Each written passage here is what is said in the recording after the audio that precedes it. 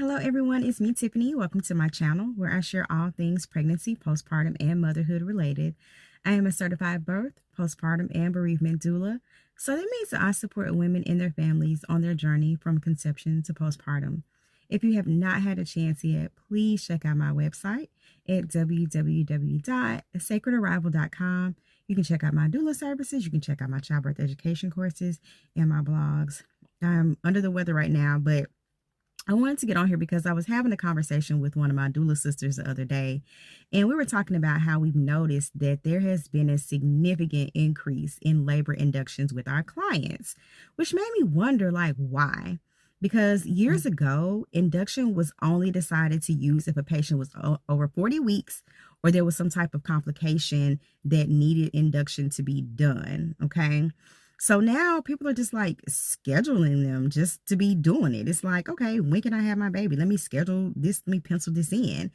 Now, let me say, if you decide to do this, then it is your choice. But as a doula and an educator, it's on me to say that letting things naturally take its course is always the best option, okay? And I feel like you should also know your pros and your cons. And I honestly don't feel like providers are being straight up with the patients, all right? So let's go over the pros and cons of an induction. So pros, we could say, or not say, but a pro to an induction would be like, you can plan your birth, all right? So I understand it. I've been guilty of this as well, right? When you get further along in your pregnancy, you are like over it. You're ready to be done, okay? You can't sleep. And if it's dead summer, oh my God, I've had 2 babies in August. And I'm like, yo, I'm so done. I don't want to be pregnant anymore, okay? And so you can schedule it around that time. Or say, for instance, your doctor is going to be out of town and you want your doctor to be there. You don't want some random person to be in delivering your baby or whatever. You can do that as well.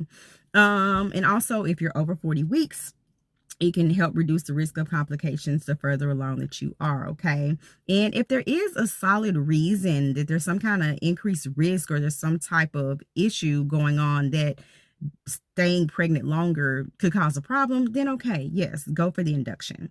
Now let's go for the cons, okay?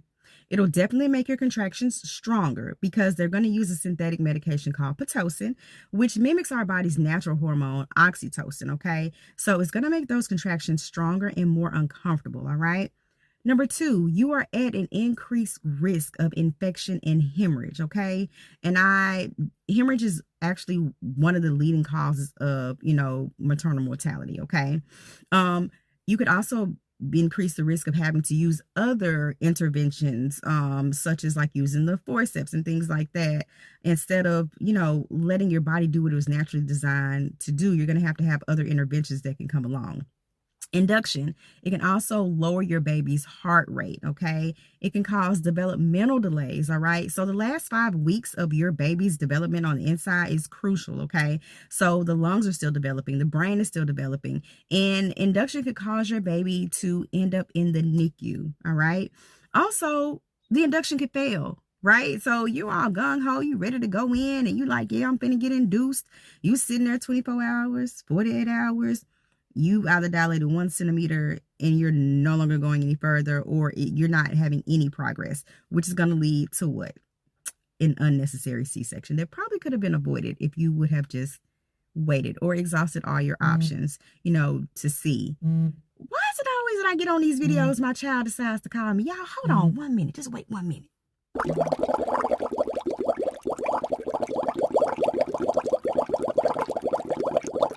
She didn't want nothing that time either. I know y'all be like, every time this lady be recording a video, her baby calling her. But you know what? I'm really grateful for the fact that my baby still calls me, even though she's moved out on her own. She's doing her own thing, but she's still calling, checking with her mommy. But anyway, so yes, if you choose to get induced, that is absolutely your right. That is your decision.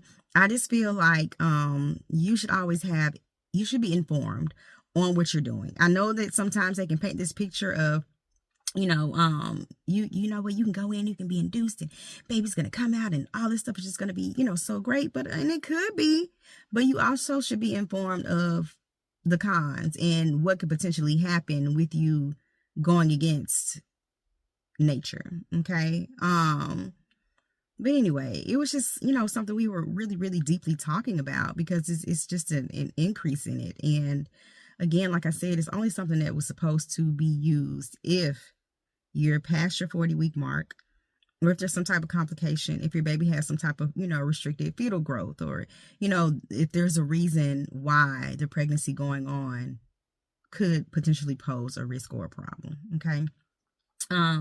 So as always, I just want to get on here and just make sure that everybody knows, the good side and what could potentially happen on, on the other side, the risks and the benefits. As a doula, that's what I'm supposed to do. Make sure that you have all the information that you need, so that way you can go on and you can make, an informed decision, and you can be okay with your decision. I laid all the cards out. This is what can happen if this is what can happen if that. So that way, why is this little piece of hair just anyway, I'm gonna get in. I'm gonna go and lay down and probably try to take a nap. My girls were sick earlier this week, and now I guess whatever it is that they have, I have now. But it always seems like they bounce back so much faster, and then I'm left shriveling up in the corner. But anyways, as always, I thank you so much for watching. Comment, like, subscribe. I'll catch you on the next one.